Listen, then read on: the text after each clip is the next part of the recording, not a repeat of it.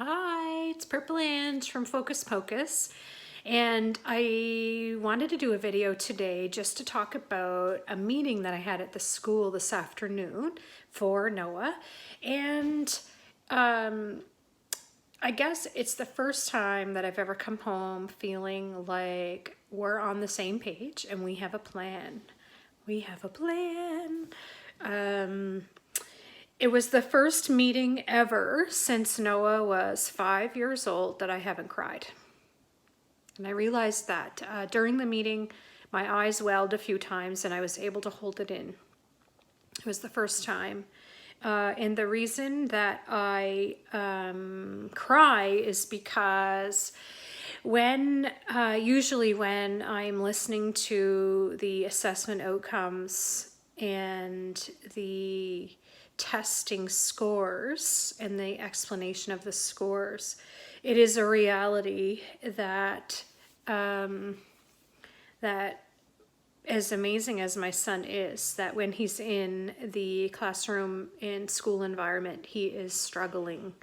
And I think that's really important to point out that, you know, your kids leave home every day and they go to school and they have a certain expectation at school, and, you know, they're doing their work and they hang out with their friends in the afternoon. But the actual immense struggling that goes on during the school hours must be so hard.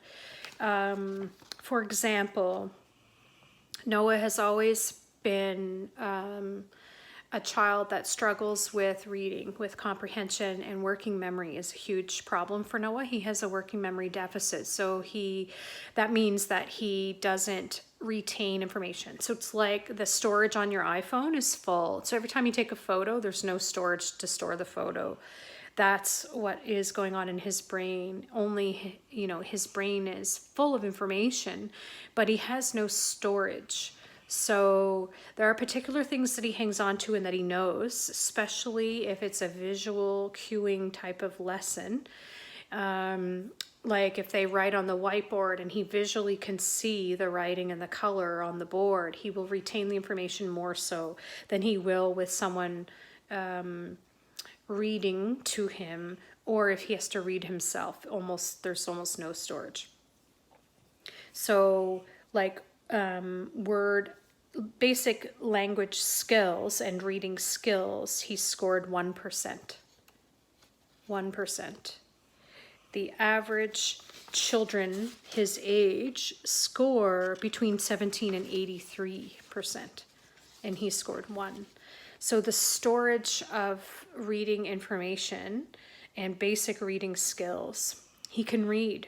He does a decent job reading, but at the end of the page, there's a blankness, right? Where he read all the words robotically, struggling to pronounce and read the words, which again is the learning disability I talked about yesterday of dysgraphia.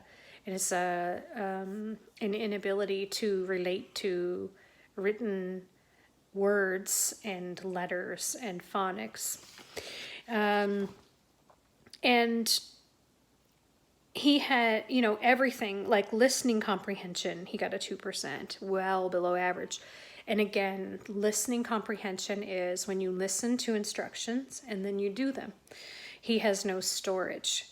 So for example, I knew this long ago for Noah, not related to reading at all, but for his listening comprehension and sequence comprehension. So if I say to Noah, run in your room, in your closet, grab the green sweater with the red writing on it and check the pocket for the $5.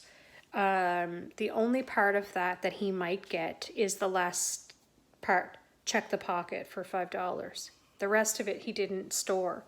So he'll say, what? Check the pocket for $5. What are you talking about?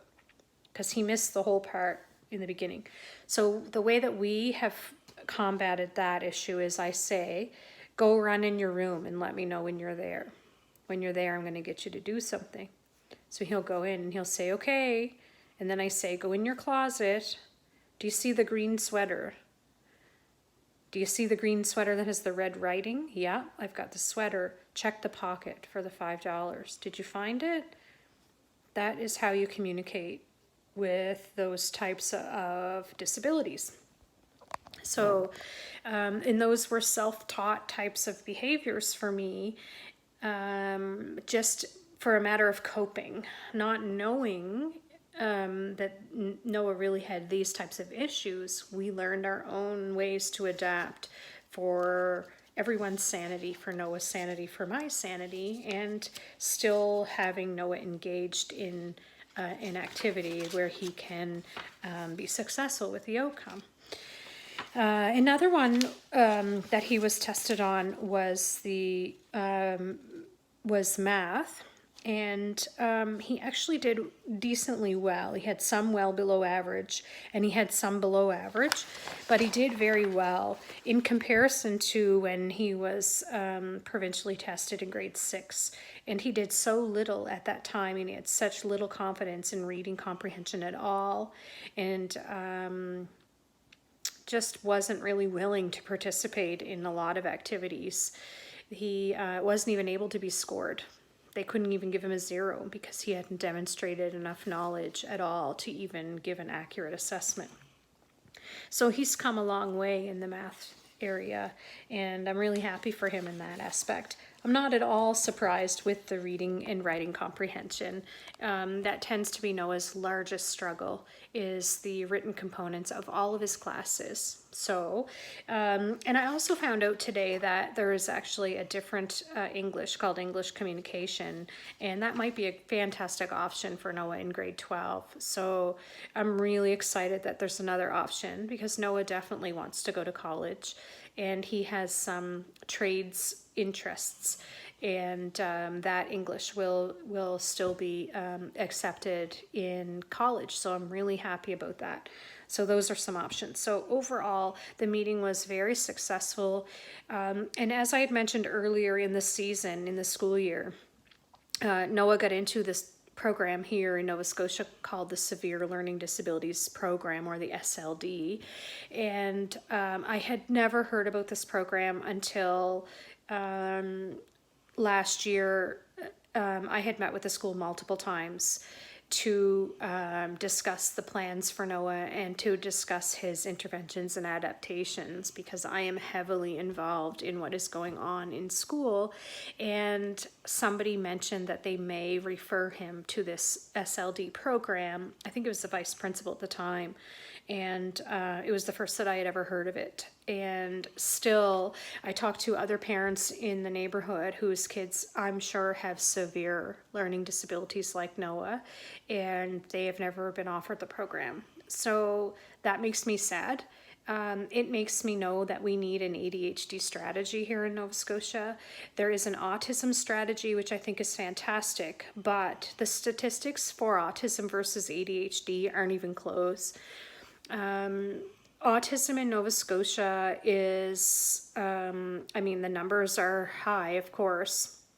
Anywhere that autism is diagnosed is of concern, of course it is.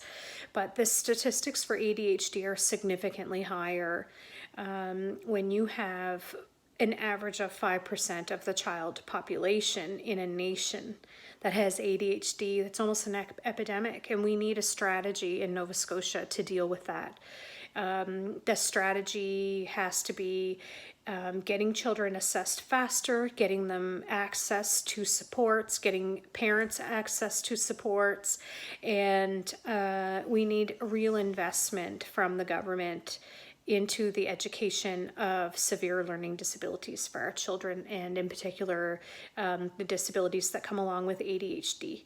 And so that's my spiel for today. I'm really happy to share with you. I hope that any of you who are in the Canadian provinces can ask about severe learning disabilities programming and see if you can get something specialized for your child. It has made a huge difference in my life, huge difference in my life.